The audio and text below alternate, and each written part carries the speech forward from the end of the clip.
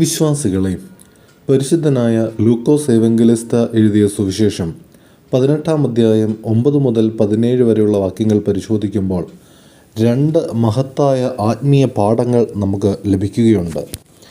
പരീശനും ചുങ്കക്കാരനും സംബന്ധിച്ച ഉപമ, കുഞ്ഞുങ്ങളെ അനുഗ്രഹിക്കുന്ന കർത്താവ്. ഈ രണ്ട് സംഭവങ്ങളും ഒരേ സത്യത്തിലേക്ക് നമ്മളെ നയിക്കുന്നു. ദൈവരാജ്യം സ്വന്തമാക്കുന്നത് വിനയമുള്ള ഹൃദയത്തിലൂടെ ആണ് എന്ന 3 ചിന്തകൾ നിങ്ങളുമായും ഈ വേദഭാഗത്തിൽ നിന്ന് പങ്കിടുവാനായിട്ട് ആഗ്രഹിക്കുകയാണ്. 1. പരീശനും ചുങ്കക്കാരനും. പ്രാർത്ഥനയുടെ യഥാർത്ഥ ആത്മാവ്. പരീശൻ ദൈവസന്നിധിയിൽ നിന്ന് പ്രാർത്ഥിച്ചു, ഞാൻ മറ്റുള്ളവരെ പോലെയല്ല. അവൻ തൻ്റെ നന്മകളെ എണ്ണി പറഞ്ഞു. പക്ഷെ ചുങ്കക്കാരൻ ദൂരെ നിന്ന് നെഞ്ചു തട്ടി പറഞ്ഞു, ദൈവമേ, പാപിയായ എന്നോട് കരുണ കാണിക്കണമേ. കർത്താവ് ഇപ്രകാരം പറയുന്നുണ്ട്, ഇവൻ നീതീകരിക്കപ്പെട്ടവനായി വീട്ടിലേക്ക് മടങ്ങിപ്പോയെന്ന്. പൗരസ്ത്യ സഭയുടെ പ്രാർത്ഥനകളിൽ നാം പലപ്പോഴും പറയുന്നു, പാപികളുടെ തലവൻ ഞാൻ തന്നെയെന്ന്. ഇത് ചുങ്കക്കാരൻ്റെ ഒരു മനോഭാവമാണ്.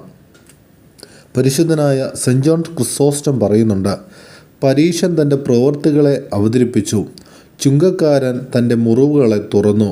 മുറിവുകളിൽ തുറന്നവനെ ദൈവം സുഖപ്പെടുത്തുന്നുവെന്ന്.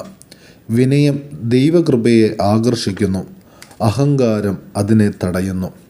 2-ാമത്തെ ചിന്ത എന്നുള്ളത് നീതീകരണം, കൃപയുടെ ദാനം. ചുങ്കക്കാരൻ ചെയ്ത നന്മകളെക്കുറിച്ച് ഒന്നും പറഞ്ഞില്ല. അവൻ ദൈവത്തിൻ്റെ കരുണയിൽ ആശ്രയിച്ചു. പൗരസ്ത്യ വിശ്വാസത്തിൽ രക്ഷ മനുഷ്യൻ്റെ സ്വയപ്രജ്ഞ മാത്രമല്ല, അത് ദൈവകൃപയും മനുഷ്യൻ്റെ വിനയവും ചേർന്ന ഫലമാണ്. പരിശുദ്ധനായ അലക്സാണ്ട്രിയയിലെ സിറിൽ ഇപ്രകാരം എഴുതുന്നുണ്ട്, വിനയം ആത്മാവിനെ ശുദ്ധമാക്കുന്ന വാതിൽപ്പടികളാണ്, അതിലൂടെ കൃപ പ്രവേശിക്കുന്നു എന്ന്. 3-ാമത്തെ ചിന്ത എന്നുള്ളത് കുഞ്ഞുങ്ങളെ അനുഗ്രഹിച്ച കർത്താവ്. അടുത്തതായി കുഞ്ഞുങ്ങളെ യേശുവിൻ്റെ അടുക്കിലേക്ക് കൊണ്ടുവരുന്നതായി കാണാൻ സാധിക്കുന്നു. ശിഷ്യന്മാർ അവരെ തടഞ്ഞു. യേശു പക്ഷേ അവരോട് പറഞ്ഞത്, കുഞ്ഞുങ്ങളെ എൻ്റെ അടുക്കൽ വരുവാൻ അനുവദിപ്പീൻ, ദൈവരാജ്യം ഇവരുടേതുപോലെ ഉള്ളവർക്കാണ് എന്നാണ്. കുഞ്ഞ് എന്നത് ലാളിത്യവും ആശ്രയവും നിർമ്മലതയും സൂചിപ്പിക്കുന്നു.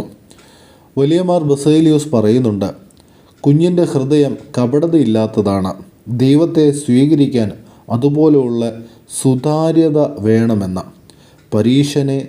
പരീശൻ്റെ ഹൃദയം അഹങ്കാരത്തിൽ നിറഞ്ഞിരുന്നു, കുഞ്ഞിൻ്റെ ഹൃദയം വിശ്വാസത്തിൽ നിറഞ്ഞിരുന്നു. 4